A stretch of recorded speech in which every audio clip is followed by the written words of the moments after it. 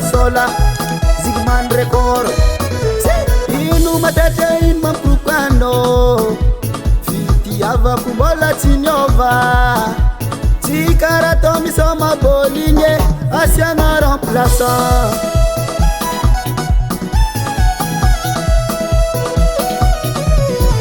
Inu matete in mamprukano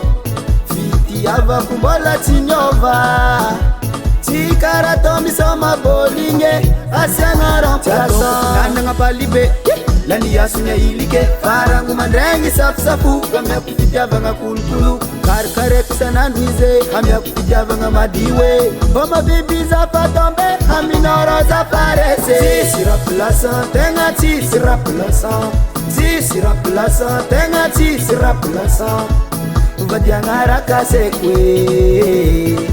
Maria zifanyiria kwe Aminowe Tidera hanga tisase nae Kundra hila kwa na madamu Fotueti na mahvari anga zaku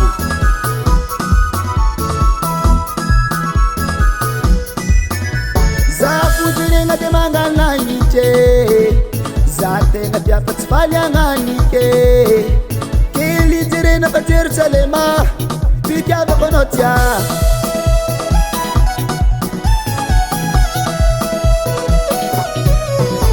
Zakuziringa temanga naiche Zate nga tiapa tifali anganike Kili zirena pa Jerusalema Pikiava konotia Nana nga palibe Lani yasunya ilike Farangu mandrengi safu Kamya kufijava nga kulukulu Kare kusana nwize Kamya kufijava nga madiwe Boma bibi za fatombe Aminoro za farese Tisi remplaçant Tenga tisi remplaçant Tisi remplaçant Tenga tisi remplaçant Vadiangara kase kwe Maria zifanyiria kwe Aminowe Ça c'est Zikola Sola, Mbola is Fouti Baba.